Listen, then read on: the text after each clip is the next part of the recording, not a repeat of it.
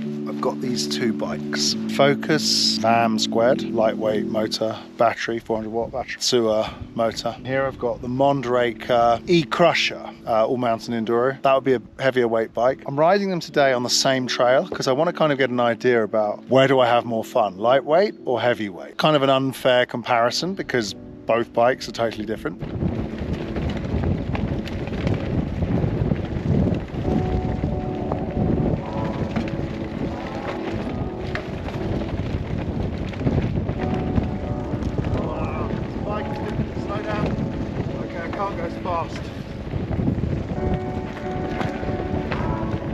We're in Rincine trail area, which is absolutely fantastic location for this trail riding today. We're going to ride Junquetta Trail and Piani Trail, which are astounding trails. Really fortunate to be up here riding. Up there is 1,300 and the descent today is about 500, 600 meters. It takes about 25 minutes to get down. This is the Crusher, as we can see. It's got a 38 RXF Öhlins fork on it. It's got an EP801, it's got some automatic shifting, we got the coast shift activated. Cool, we've got an Öhlins TTX rear shock. Battery, I think is a 700 watt. And here's the Vam Squared from Focus, it's the SL. It's a 9.9, so it's a high-end version. XT derailleur. We've got the Fazua motor in there, 420 watt hour battery. The rider getting it up here, who weighs about 50 kilos, has stayed in boost mode all the way. We've got 20% or 40% of the battery. The Mondraker, I've used it in boost mode. We've used about 30% of the battery. So if you want to take a relative weight comparison between a lightweight rider and a heavyweight rider, a lightweight bike uses about the same amount of energy for a lightweight rider as a heavyweight bike. Can't keep up on this, even in turbo mode. I think it takes the burnout. That's what it does. Lightweight versus heavyweight.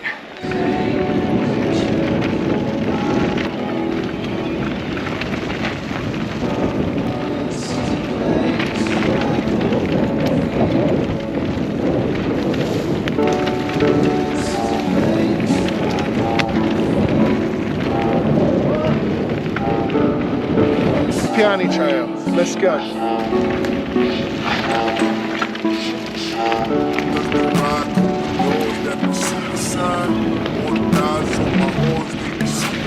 Whoa, that was amazing.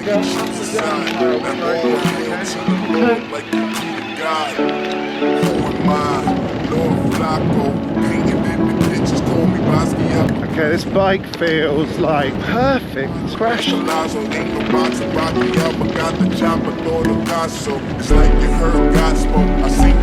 It's interesting.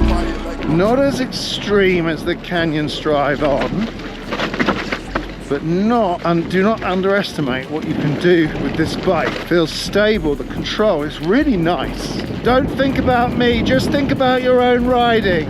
The EP801. I'm following a Bosch bike at the moment who's got a very lightweight rider, and this EP801 is much better than the older version. Auto shift gears on here from Shimano, and you can just shift without pedaling, so you know you're in the right gear. Go, go, go, go, go.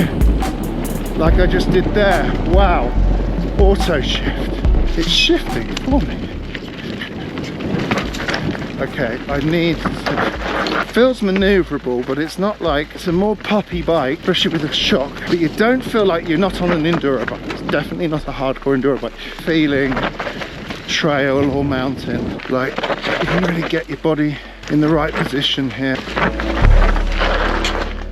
The electronic Shimano shifting here, imagine you're pedaling and then you're going down, you can't take a pedal stroke, you don't want to upset the flow, but you want to shift, so you go boom, boom, boom on the shifter, and it goes boom, and it puts you in the right gear because it spins. I love this. It's called coast shift. You can prepare your gears better. It improves the feel on the trail when you're riding.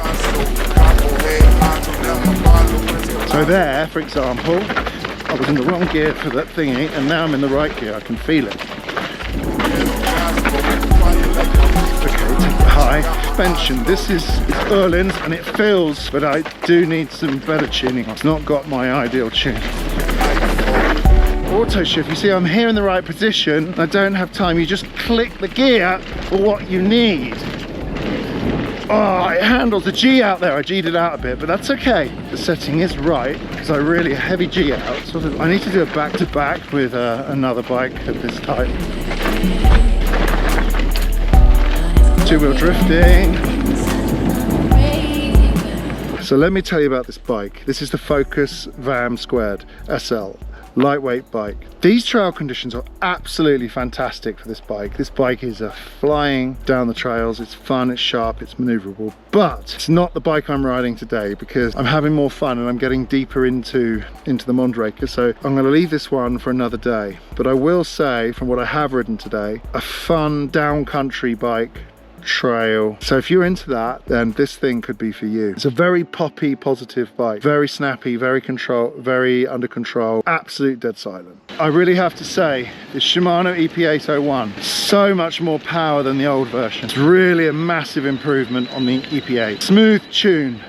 Slightly smoother than the Bosch, but first of all, it's unfair to compare the two bikes directly. They're different bikes for different purposes. And if I was trying to think of, well, what could I learn from this experience? The key thing I can learn is that go to a nice place to ride. That's always the first thing. If you're choosing between a heavyweight e-bike and a lightweight e-bike, a lot of it could depend on your body weight. Pill was an interesting experience. With my body weight, I'm 85 kilos. A heavyweight bike makes sense for me. If you're lighter than 80 kilos, I think that starts to become the bridging point. Light or medium weight e-bike actually starts to make sense. The Focus Vam Squared today, what a fun bike.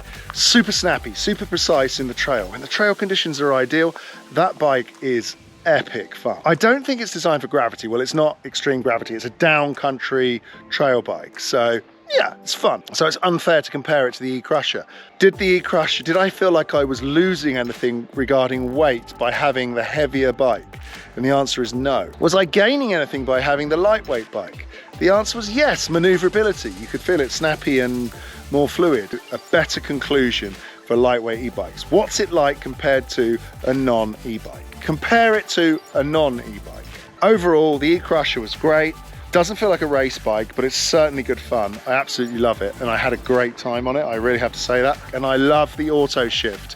All you've got to do is think, what gear do I need? And you just go pop, pop, pop, and you put it, and it goes into the gears without moving your feet or out moving your pedals, and you don't upset your balance, and you're smoother into that next turn. And when you do have to pedal, boom, you're in the right gear. Anyway, thanks for watching. Don't forget to like and subscribe, and we've got more videos coming soon on these bikes and various things we're doing with them. So we'll see you on the next video. Bye.